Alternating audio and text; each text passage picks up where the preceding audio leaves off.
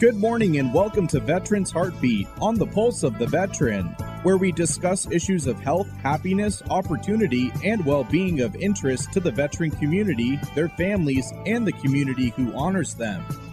Good morning and welcome to another episode of Veterans Heartbeat, brought to you by River, the Rural Institute for Veterans Education and Research. My name is Jason Zencraft. My co-host Ed Lisofsky is here with me, and he is the Executive Director of River. We welcome you to a weekly wide-ranging discussion of issues, events, opportunities, and needs in our veteran community. Morning, Ed. How you doing? Morning, Jason. We'd also like to thank our sponsor, Farside Signs. They create amazing-looking vehicle graphics that will drive traffic to your business. Follow them on the web, Instagram, and Facebook, or just stop on by. Well, good morning. This morning, starting the new year, we've got somebody from Guild Mortgage who is a surprise guest who wants to talk a little bit about the scams in the mortgage company industry that's affecting veterans. And then we've got a really, really awesome idea for a project to get veterans employment. Good morning, David. Do you want to explain who you are and what you do? Yes, Ed, thank you. Thank you for being on the show. My name is David Batney. I'm with Guild Mortgage, and I'm responsible for Guild's capital markets and product strategy. And I wanted to talk to you today about an issue that's been going on with loans to veterans, which are called VA loans sometimes in the industry. And there's been a lot of concern about certain mortgage lenders who are doing these loans in a way that's not always in the best interest of the veterans. And so the driver of this issue are that VA loans are probably the best loan programs anywhere in the country. You can buy a house as a veteran with zero down, or most every other loan program requires some down payment, usually 3%, 3.5%, or 5% typically.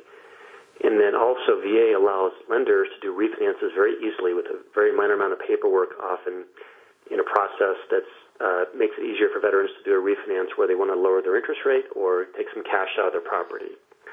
So the problem has been is a lot of veterans in the last couple of years have bought new homes with 30-year fixed rates and locking in rates at all-time 50-year lows. People locking in 30-year fixed rates with rates in the 3s and the 4%. So where the problem has come in are some of these lenders, they will search the public records data and they will just deluge these new veteran homeowners with weekly advertisements for refinances. And so there's several concerns with it. Number one is these advertisements come across very misleading. They often make it appear that these are letters from the VA themselves, and they may come across saying, hey, we were reviewing our files, and we noticed that you missed some important benefit that you qualify for. Let's bring this to your attention. If you come into our office, fill out some paperwork, we can make sure you get some money coming to you. And others represent themselves as being from the lender they worked with, saying, hey, we noticed there's another benefit you forgot to qualify for.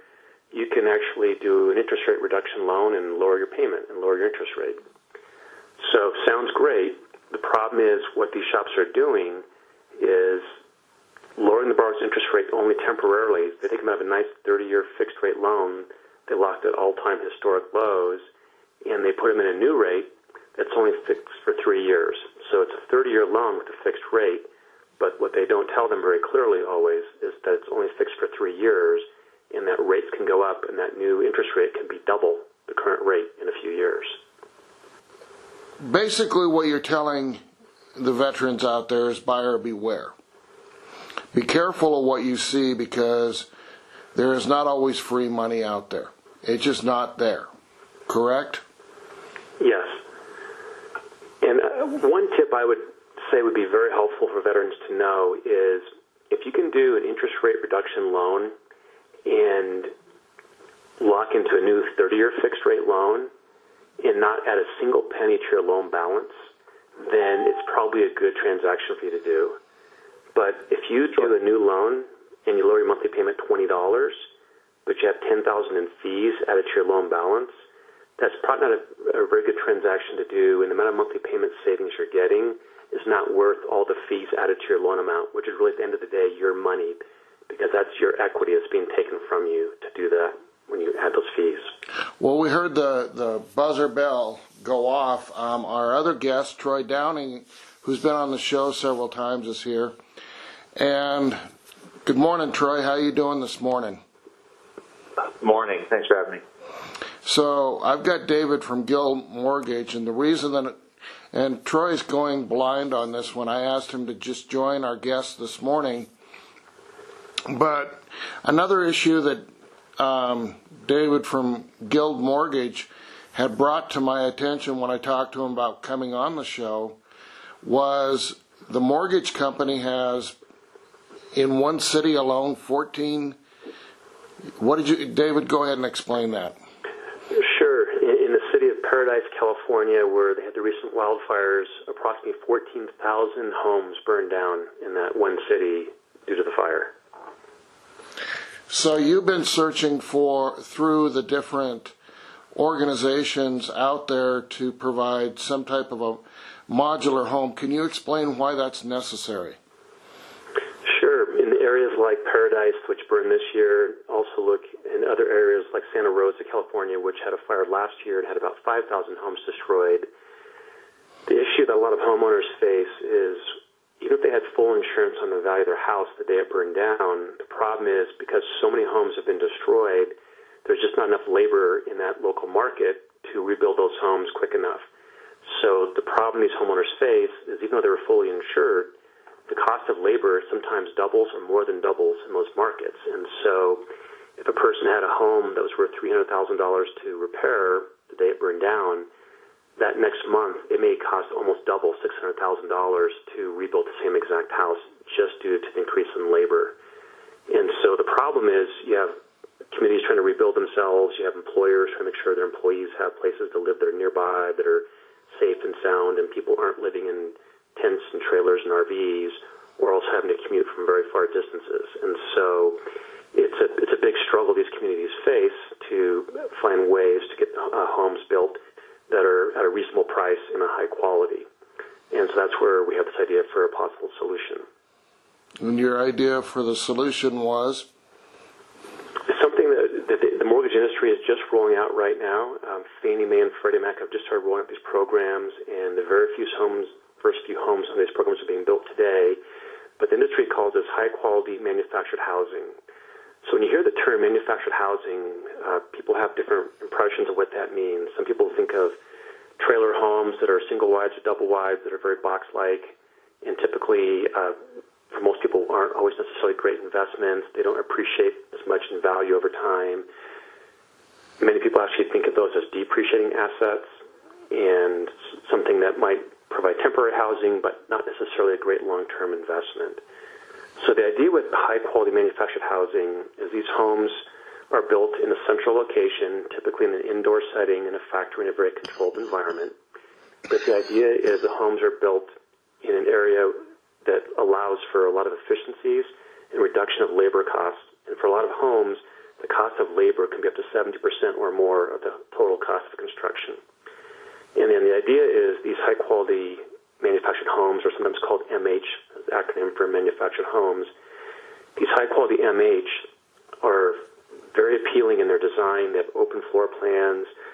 They're almost like modular homes. They're not boxy or rectangular. They have pitched roofs. They have high-quality finished materials inside, the drywall walls inside rather than vinyl siding interiors. But really they have nice aesthetic designs, open floor plans, and allow people to customize homes to their liking in terms of, are they starting off with a family? How many bedrooms do they need? Is it too much, too little?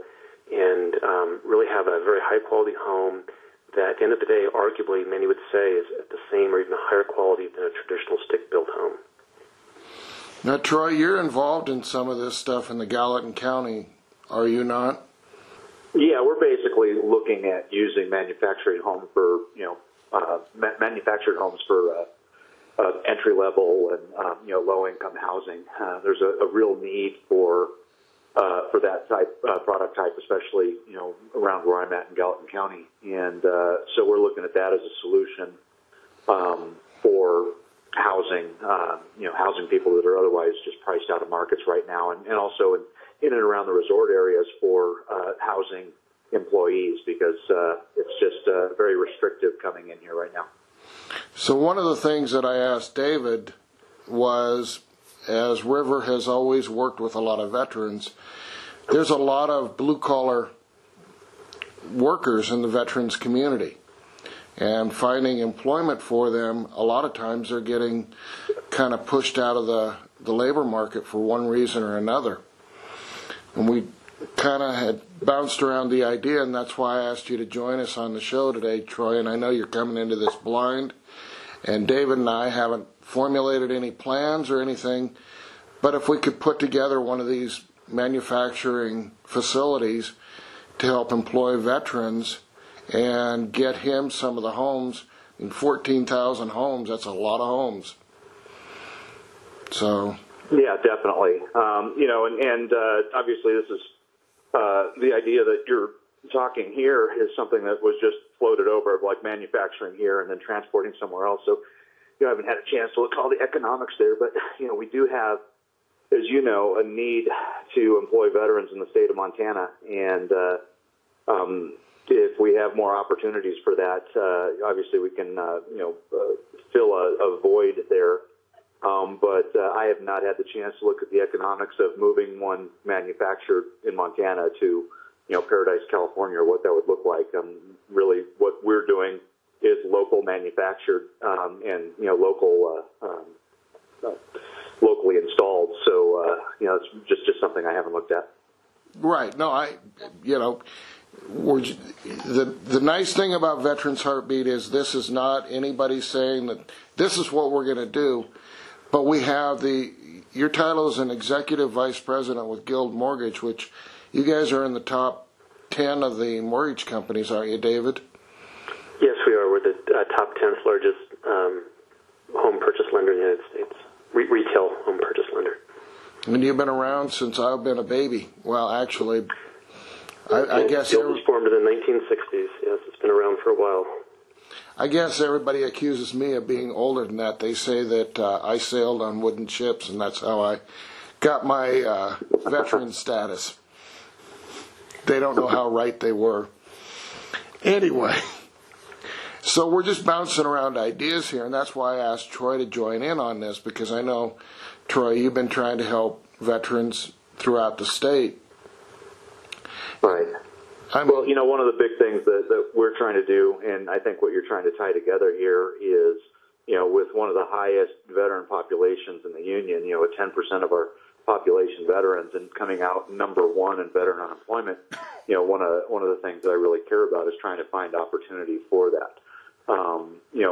The stuff that we're doing in real estate with manufactured homes and, entry level housing and employee housing is obviously a very separate thing, but there's always the possibility of tying those together, and that's I think where I kind of come into play on this conversation. Well, I think you come into play in another way too, Troy, and that is, I'm not a businessman, you are. You know how to put the things together, and I can just put the people together. That's what my value is. Well, that's a skill as well. Yeah, but you know what I'm saying? Yes. But you've been very successful at the business realm, and so when David started talking about this, David, what are we talking about? These manufacturing homes, we went and visited one over in Idaho, and they were like struggling to put out one a month. But you're talking thousands of homes here. Yeah, there's certainly lots of demand. The entire U.S. From 2008 when the recession hit, the construction industry was hit very hard. It's probably one of the hardest, if not the hardest hit industry from the recession. And so a lot of new construction just pretty much ground to a halt in 2008. And so a lot of the people that worked in that industry were really having to struggle to find any work in the construction industry. Most of them have left, and many of them aren't coming back. And so what you have now is a shortage of labor. The country has grown, and there hasn't been enough new construction from 2008 to present just to keep up with population growth. And so whether it's just markets who haven't had disasters, just trying to have affordable housing being built, what you've been seeing in the country is in many markets, pretty much most of the country, the lower-priced homes and mid-priced homes are appreciating at a faster rate than the rest of the market, simply because of lack of supply. And so the result of this is you have low and middle income borrowers either have the choice of paying very high rents for these homes or very expensive prices to buy them relative to the rest of the market. So if there's a way we can find to help bring more of these more affordable homes to market, at the same time sort of connect that to a state like Montana where you have this high-quality labor force, because one of the challenges in the construction industry, and I used to work in that myself for several years, is that it goes from feast to famine. And it's hard if you work in that industry and you try to support yourself or a family when you're really busy for several weeks, then you might have several weeks of downtime between jobs. And one of the benefits of building these in a factory setting is you can have very consistent 40-hour work weeks for the employees and very dependable, predictable workloads and income streams for the construction workers. And so if you can marry up this huge demand in the country for affordable housing that's high quality and take a state like Montana with a high-quality workforce and the ability to produce homes, if there's a way to make it happen, you could really have a very long-term sustainable business model to really distribute homes both in Montana and to neighboring states. Well, one thing that I've noticed, and I'm in Missoula here, we've got the Bonner Mill with just tons of space to do something like this, to at least start out. But if not the Bonner Mill, there's other mills that have shut down throughout the state that have got a lot of facility that wouldn't take a lot to retool it. I don't know. Again, I'm talking business, and that's more Troy's area. Troy, what do you think? Well, I think there's opportunity to find a labor force. I think there's opportunity to find a place to do it. And like I said, I came into this conversation late about deploying this outside of the state, and I just haven't looked at those economics. But I think in terms of putting together a business for producing this and finding the labor force, it's obviously something that an enterprising person could do. Well, and we had talked about, and David and I had some conversations and whatnot, because we're aiming it towards trying to get veteran employment going, we could pretty easily throw it into a nonprofit situation. And David, you're tied in through Guild with some pretty amazing nonprofits too, aren't you? Yes, we do a lot of work with various nonprofits that do various down payment assistance and other housing subsidies to help borrowers and first-time home buyers buy homes. And we're one of the largest, possibly the largest lender in the country that works with nonprofits. At last count, we work with over 500 different nonprofits, usually at the state or county level throughout the United States. So there's definitely a huge need for affordable housing. If there's a way to connect it with the right players and with who have the objectives of really focusing on getting people in homes at a fair price, and if you can connect that to providing careers and training and employment for veterans, it could be a really nice overall business model that would produce lots of positive results in many different directions. So Troy, I know that you're coming into this, at the cold, and I do appreciate the fact that you jumped on the call and decided that you would talk to us this morning. But what do you see as the next step of how we could make this happen? I mean, we've got the mortgage company that has the need for all these houses. Well, I mean, you're basically starting a business from ground up here. I mean, you're going to need somebody with subject area expertise in the manufacturing of these, and you're going to need to put together a training program if you're going to really focus towards veteran labor on training them to work in as he said, in a factory-like situation, which has a lot of advantages. But I mean, the first thing you need is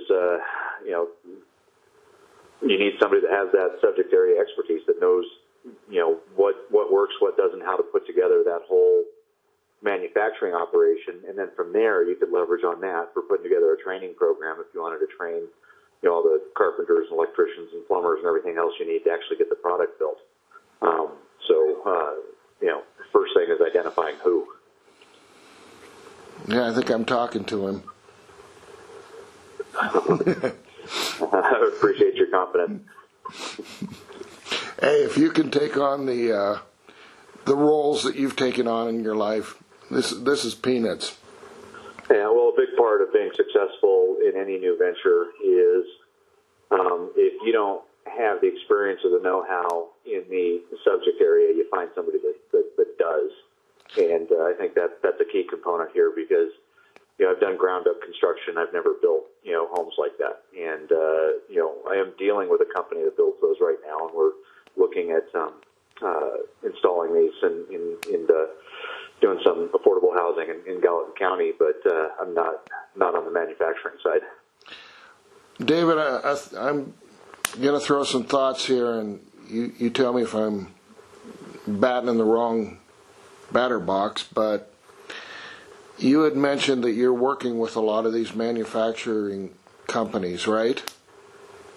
Yes, we're just starting to build relationships. The new programs that Fannie Mae and Freddie Mac rolled out are just sort of hitting the market right now. So some manufacturers, if you build to the new Fannie Mae and Freddie Mac standards, there's literally a sticker that goes on to the house that says it meets these requirements. And so it's a relatively new phenomenon for the industry. And a lot of people in the industry, in the housing industry, still have the old misconceptions of manufactured housing being the older, modular trailer homes that maybe didn't have the same standards. So, yes, we are working with the various builders. They're starting to roll these out, and there's lots of high-quality companies that are in the space already. And so there's certainly a lot of opportunity to partner between the builders and investors and anything that's related to veterans, either providing housing for veterans or as ways to create employment for veterans that would hopefully be very attractive, long-term, sustainable careers because the need, the lack of inventory in affordable housing hits, most states in the country right now have significant needs that are years away from being fulfilled. And look at the fire areas. There was 5,000 homes lost in Santa Rosa a year ago, and 1 year later, only 50 out of 5,000 have been rebuilt. So that's a 1% rebuild rate at the end of year one. Wow. That affects your industry, too, because you don't have the loans out there that you need.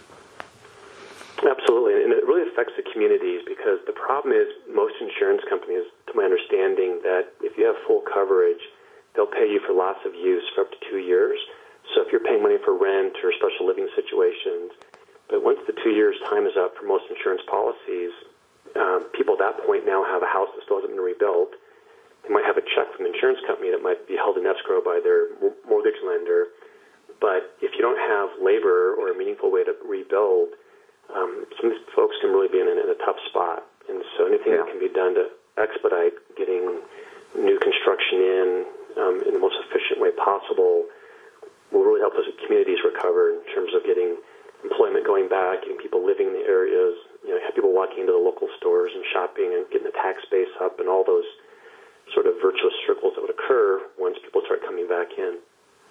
Well, let me ask you a question. If we went 501c3 or a nonprofit, do you think you could get some of the manufacturers that are out there already helping us put this together? I think anything that would have a connection to veterans would get lots of serious consideration from different manufacturers. If as Troy mentioned, if the numbers make sense and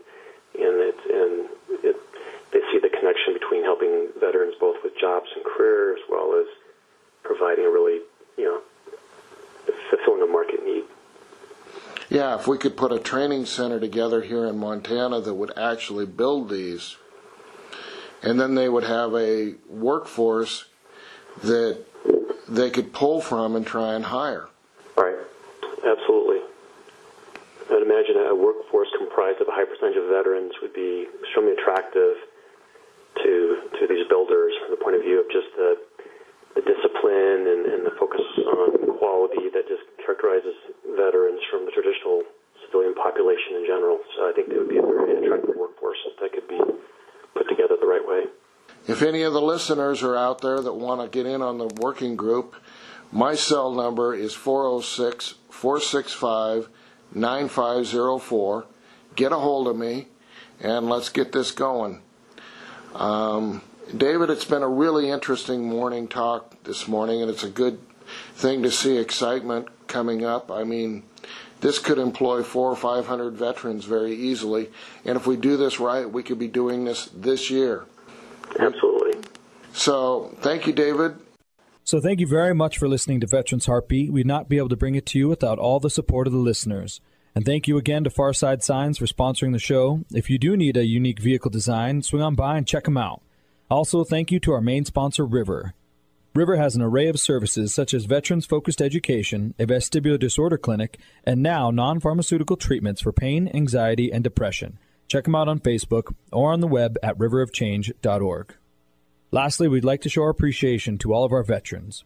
Thank you for serving our country and keeping it safe.